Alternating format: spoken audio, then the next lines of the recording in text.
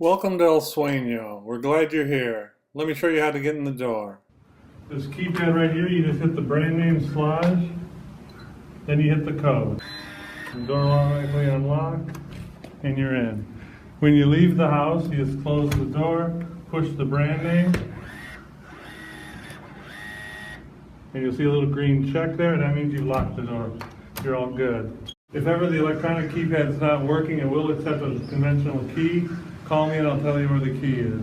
We found that big black suitcases and narrow white stairwells don't do too well together. So you can either carefully take your luggage up the stairs, or of course you're welcome to use the elevator. The elevator is also nice on grocery day when you're bringing a whole lot of stuff home. It works great. You just got to be very particular in how you use it. So to use it, you press the call button. You just heard that click, that unlatched the white door. So now you can open the door. The door on all three levels has to be closed, otherwise this won't work. So you push the button, you hear the release latch, you open the white door, and then you can open the screen and step in.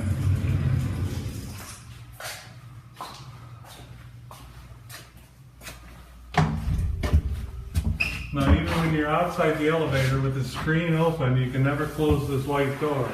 If you close the white door, it's going to lock and you can't get it back open again because the screen was left open. So rule number one, and there's only one rule, is never, ever, ever, never close the white door without the screen being closed first. So even if you're done using it, you close the screen, then you close the white door. As long as you do it in that order, it'll always work great. So to take the elevator up, you push the call button, you open the white door, you open the screen, you put your stuff in the elevator, you step in, close the white door,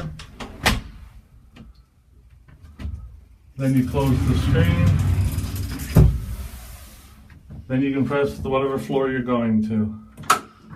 And as you press 2, you hear the click, that locks the white door, and up we go to floor number 2. Or 3, wherever you're headed.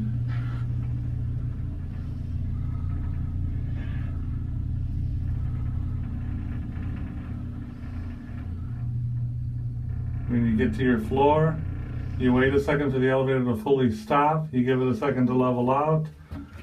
Then you open the screen. As you do that, you hear the lock release again. And you can open the white door.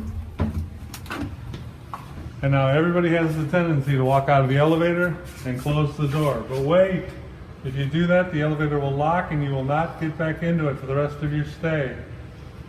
You gotta always, always, always close the screen first, then close the door. Make sure it's fully closed and everything works great. Let's go back down just to make sure we got it. So we're at the second floor, we hit the call button. You heard the latch click. That means the elevator is already at the second floor and it just unlocked the white door for you. So you can now open the white door, open the screen, put your luggage in the elevator or just yourself, whatever's going down. Step into the elevator. And when you close this white door, you'll see this little lock pin will drop. Or it doesn't. And if it doesn't, you just try it, close the screen. If you're going to go down to floor number 1, you push 1. Because the elevator is not moving because the pin still didn't come down. So you can just pull this door open. See, now I pulled the door a little further. See how the pin is now fully fallen down, about a ½ inch of the pin is exposed. That tells you that's locked the door. Now close the screen, and now you can go to whatever floor you're going to. So you push 1. You hear the hydraulics and you start going down, you know you're good. So now we're down to the first floor. You close the door, but whoops. You gotta always, always, always close the screen first. Then you close the white door. We've had this happen many times, and it'll probably happen to you if you choose to use the elevator. Somebody will leave that screen open and they'll push the door closed. If that happens, there's a way to get it unlocked, and just call me. With this little crescent shape right here, that's what I'll be walking you through. I'll tell you how to find a little tool. There's a tool you'll use to insert in that little crescent, and you'll wiggle it around until you unlock the white door. You can open the door, and then you can close the screen. The first thing you probably want to do when you arrive at the house is to put on the heat for the pool. There's a release right here to the gate. It sticks a little bit, but if you pull it up till it snaps, it'll get you through the gate. If you follow me, I'll show you where to turn on the heater.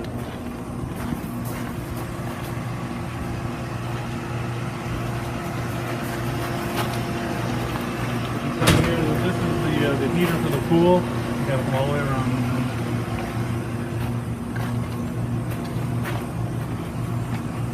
Right in here to where you can see this panel. You come right around here to where you can see this panel. You see right now the pool's reading 84 degrees. That's because I just turned it off. When you arrive, it may say it's 68 degrees or 70 degrees. You take this arrow pad and just see like it's on 70.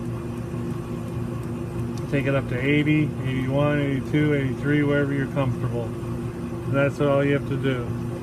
If you want the spa, you might want the spa all the way up to like 92 to 94. So just keep going. You heard the heater just kick on. If I'm going to go on the spa, I'm probably going to put it up to 94. And if you put on the spa only, it'll only take about half an hour to 40 minutes to get the spa up to temperature. For the entire pool, it'll take maybe overnight until it gets up to the low 80s. When you leave the house, you turn it all the way back, as I'm doing right now. I'm just hitting the down arrow, so it goes all the way down to about 68. That's where I leave it when I'm leaving the house. The controls for the pool are right here on this little device that hangs on the fence by the gate to the heater. There's really only 3 things you'll need to do. The filter will already be on, the heater will already be on. At night, you can turn the lights on, and all you do to turn on the pool lights is just push on. You'll see this little blue light flash. To turn the lights off, you just push the off. That's as easy as that. The hot tub is, you have to turn the valves. If you have valves to pool, there's water returning to the entire pool and to the hot tub. If you push just spa, that'll return all the hot water to just the spa, and the spa will heat up a lot faster. It'll still spill the hot water into the pool, and that's all fine, but it'll heat the spa much more quickly. So if you want to set the spa to 94, then you may want to make sure that you don't just leave the pool valves on. You come over here and you push the valves to spa. If you want the blower, which is the bubbles in addition to the heat, then all you do is turn the on switch for the blower, and there again, to turn it off, you turn it off here. When you're done using the hot tub, you want to always turn the valves to pool. So when you're done in the hot tub, you just come back to this pad and push the pool button. The one way you can tell that you've done it correctly is the vacuum that's in the pool runs off the pool side. So when you push spa, the vacuum will quit crawling around the pool. And then when you're done with the spa and you return it to the pool, the vacuum should come back to life and start crawling around the pool again. That's how you know you've done it correctly. At the end of each stage, just put all the settings back to their normal position. The valves should be set to pool, the filter and heater on, the lights and blower off, and the heater back to 82 degrees. This is Lori's hot rod. It's always left unplugged, so when you get here, the first thing you're going to do is plug it in. We leave the cord hanging right here. The charger is actually this box on the floor, and the charger gets plugged in here, but that normally stays right where it is, and this is plugged in. So all you have to do is take the cord, come back here behind the passenger seat, and plug the cord in, and now it's charging. So when you first get here, go ahead and charge it up. It'll hold 6 people. You come around here, I'll show you how to use it. The key is always right here. There's also a garage door opener that's kept right here. So the garage door opener will be there. The key will be here. Just take the key, turn it to on. There's an emergency brake right here. And there's a forward and reverse switch right here. So for reverse, you just push it down, you're in reverse. For forward, you push it forward and you're forward. There's kind of a neutral that's right in between. If you're after dark and you need the headlights, the switch for the headlights is right under here. You just pull it out. And then when you turn the key off, the headlights will automatically go off. But in the daytime, you can just turn off the headlights by pushing this in. And then you have a turn signal here. You have a speedometer here, and this will tell you your speed. And it'll also tell you how much charge you have left. But on a charge, you can go like 40 miles. So you can go pretty much all day long on a single charge. Like I say, the garage door opener just stays where it is. Turn it off, put the key in here. If you're here for a multi-day stay, then plug it back in. We plug it in each night so it's ready to go the next day. But if it's the last day of your trip, when we leave the house, we always unplug it in case of a lightning strike. So before you leave the house, just unplug it and leave the cord right there. We have 4 kayaks. There's 2 on each side of these racks. You're welcome to use them. Or the closest place to get to the water is directly across the street. There's an access. There's carrying handles on the front and back. And we find it's easiest to take 2 people, and one person carries the bow, and the other person carries the stern, and you just walk 2 kayaks across the street. It's pretty easy. The seat adjusts here from this strap. There's also feet pedals inside, and they slide on tracks, and they're adjustable. The paddle is in 2 pieces, and the paddle is already inside each one. There's also already a life jacket in each one, but these life jackets are not all the same size. I believe we have like large, extra large, maybe even double X. And the most critical thing to remember is that there is a stern plug in these for a drain. Oftentimes we pull the drain plug out when we come back and wash them. So make sure the drain plug is in before you go again, otherwise obviously you'll be taking on a lot of water. There's a hose on the side of the house, so when we bring them back, we just stand them up vertically and hose them down real well and let them drain out through that drain plug. And then we just put them back in the rack. There's 4 bikes in the garage. You're welcome to use them all. They're all fitness hybrids. They all have double water bottles, and helmets are down here in the rack. Over time, the tires do go low. There's a bike pump right down here. You want to pump up the tires. There's locks on all the bikes if you're going to leave them somewhere. The combination of the lock is the house number, so it's 0 and then the house number. And I think you're good to go. These are the pool floats. They go on this rack. They may stick a little bit. So if anything, you just want to lift up a little bit before you pull them off. And pull this middle one out first. If you sort of lift up and pull off, it'll come. And then the other ones will come off easier. And the same thing, putting them away. Put the middle one on first, and then put the ones to the sides. It's pretty easy. In this corner, we have, of course, the Chicago Bears bags game, the skimmer for the pool. There's a whole bag of tools here. If you do, if there's anything you need a tool for, you're welcome to use that. An extra tank of propane for the grill. This is a full tank. The upper rack here, these are towels for the beach. This is an old blanket and an old bedspread that you can take for the beach. Coolers for the beach. And on hot days, you might want some shade at the beach. This is a 10 by 10 foot tent over here for the beach. And there's weights. So you set up the awning, and then you fill those weights with those bags of sand. And you put them in the bag of the awning, and then your awning won't blow away. There's also beach chairs here, and a couple extra life jackets for the kayaks. This is a towel rack for the towels for the pool. We normally use these towels for the pool. We use the other towels in the garage for the beach, just because those get a lot dirtier and these stay cleaner at the pool. Normally on the bottom shelf will be one of the Sueno speakers. You can take that out with you, plug it in, and you can Bluetooth to it. And also there's a bag here on the side of a suntan lotion. This is one of our favorite areas to sit off at the pool. You can see the cushions and pillows that are here right now. When you arrive, the cushions and pillows will all be in the garage on the black metal racks. Feel free to take them from the racks and bring them out here and set them up. And then before you leave, take the cushions and put them back where you find them. This is the vacuum. The vacuum stays in the pool all the time. And it just crawls around and just works from end to end. It's important that the vacuum stays in the pool because the vacuum is on the return side of the water. So it's drawing water and debris back to the pump system. So you would never want to lift that vacuum out of the pool and set it up on the deck, otherwise it'll just start sucking air back to the pump. You always have to have water returning to the pump. So pretty much just leave the vacuum in the pool at all times. If it gets stuck, you can just get it on a stair or in a corner, you can just kind of get it unstuck and let it start crawling around again. It's cleaned every Thursday, so depending on how windy it is, you may get a lot of pine needles off these trees on the roadside. So there's a net in the garage. Just take the net, we can skim all this stuff off the surface. You get the hang of it pretty quickly, but if you just drive the net around and grab a little junk. Here's the TV. The main remote is a combination remote provided by the cable company. If you look at the upper left, the system on off button is all you need. If you aim it at the TV and hit it and wait for a second, it'll turn off the whole system. Keep rolling. Then turn it back on, the same thing. Just press the upper left button, keep it aiming it at the TV, and it'll turn on all the components and everything will come back. The one thing to show you that when you want to change channels, This is the sensor for channel changing. Depending on the time of day, there's a lot of sun coming through the windows. If you're sitting on the sofa and the remote doesn't seem to be working, you might have to just walk a little bit closer to get at the right angle. And then when you press the change the channel, this thing will read it and it'll change the channel just fine. The second remote is used for the TV. So for that, you got Netflix and Wi-Fi. So you just use this pad right here to get to Wi-Fi content and then back to the TV. In the house or manual, you just pull the tab and you pull the blinds down. You got the sliders to go across. These windows, the lower windows here in the living room, just pull down.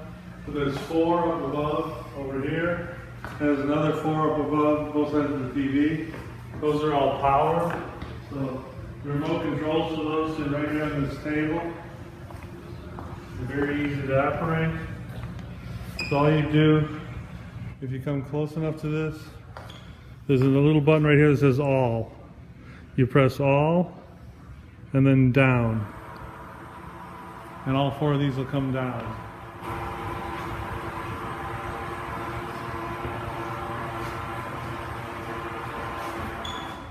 When you arrive at the house, they'll be down, so then you just take this remote, you'll press all, and then the up button, and they'll all go up.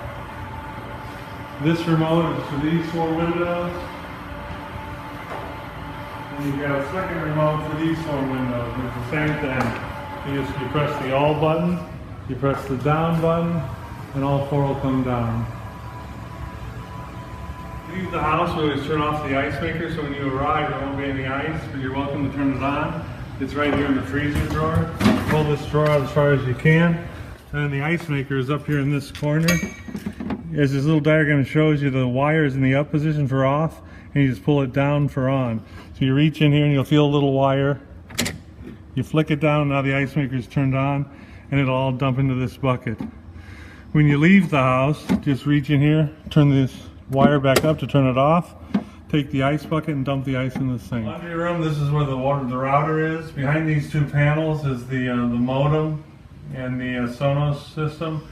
I don't think you need to get in here for any reason, but in any case, if I were to ask you to reboot something, you would take out these screws and then just cut the power and return the power to the modem. But all you should need is the router. The router is a tag right here on it, so when you open your Wi-Fi devices, you're looking for Netgear 94, that's the router you want, and the password is right below it, youngmango 402. So that's the router you're looking for, and that's the password you need. Also, you get horrible reception in this part of the island, especially if you're with AT&T, so there's a landline here. So if you need to make a call and your cell phone's not getting any reception, you can try going up on the roof, that'll give you the best reception, but if not, there's a landline phone right here.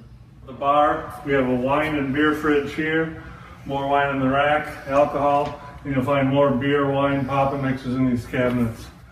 If you want a volume of ice, we have a separate ice maker up here. It'll make a lot more ice than the kitchen one will, but you have to turn it on as well. You just open the door, there's an on and off switch right down here. Just turn it on and it'll start making ice. When you leave the house at the end of your stay, turn it off, take out the ice bucket, and dump the ice in the sink. We're all the way upstairs on the 4th floor. We call this the sunset deck. You got about a 270-degree view. You got the Gulf to this side. This is where you'll see the sunset different times of the year. You swing all the way around. You got Egmont Island out to this direction. And then Tampa Bay is through the pine trees up in this direction. The sunset will come up over here. What you see here are the cushions. The cushions are all out. When you arrive, they won't be out. We keep them in this deck box right here. So you just lift up this box. The cushions will all be in here. You get them out as you please. At the end of your trip, just try to make sure they're dry. And then they go in vertically. So I always start by putting the 2 big sofa cushions in first, then the smaller seat cushions, and then finally the pillows. Then when all the pillows are in here, you close the deck box. And occasionally the wind can catch this box and open it, so the last thing we do is we pull this bench back all the way up against the lid of the box, and then this box can't be lifted open by the wind. On the 4th floor deck, all the way up at the top, there is power. There's 2 light switches here. One will turn on the low lights that are all the way around the perimeter of the deck. The other lights, the switch will turn on lights to go down the stairs at the end of the night. So both are controlled from here. There's also receptacles all the way around. There's a Sueno speaker in the bar area where we just were. You're welcome to bring that speaker up, plug it into any one of the power outlets, and you can reach it by Wi-Fi and play music. Let me just give you a quick checklist for the end of your stay. There are 2 thermostats in the house, one on this level and one on the 3rd level. But we leave the air conditioning on all year round, so when you leave the house, you do not need to turn them off, nor turn the temperature up, just leave them to what they're set. This light right here in the main living area is set on a timer. It will go on and off by itself, so there's nothing to do with that. But all of the lights in the house can be turned off, as well as this fan. The fan up above turns off right back here. All you have to do is push this. There's a switch here in the corner. And you just push it one time at the bottom and the fan will turn off. To adjust the speed, you push these arrows, the up arrow or the down arrow. But for on and off of the fan, you just push the bottom of the paddle one time and it'll turn on. And when you first turn it on, give it a few minutes, it'll start out very slowly. And when you turn it off, you push the bottom of the panel. So automatic light, all other lights in the house off. Both thermostats stay where they are. Don't forget to turn the fan off. All of the blinds in the house, they all get shut throughout the whole house. All the bedroom blinds, the main living area blinds. I already showed you how the power blinds come down. We already talked about the 2 ice makers. If you use the ice makers, turn them off and dump the ice into the sink. Out at the pool, make sure that you've turned the heater on the pool back down to 68 to 70 degrees. There is a door out to the pool that locks. Make sure that door is locked. And we already covered how to lock the front door when you go out to the front door. Make sure the golf cart is not plugged in. You'll want to plug it in for each night of your stay so it's always fully charged the next day. On your last day, you do not plug it in. You leave it unplugged in case of a lightning strike. And then the only other thing is make sure you empty the garbage. There is a garbage disposal here, and then garbage here on the end of the counter. Just take these garbage bags down to the garage and put them in the green garbage can as you leave. If you have any questions or any problems, just give my cell phone a call. You can call me or Lori anytime. So here's a quick final checklist. For the pool, turn the heater down to 68, the filter and the heater on, the valve set to pool.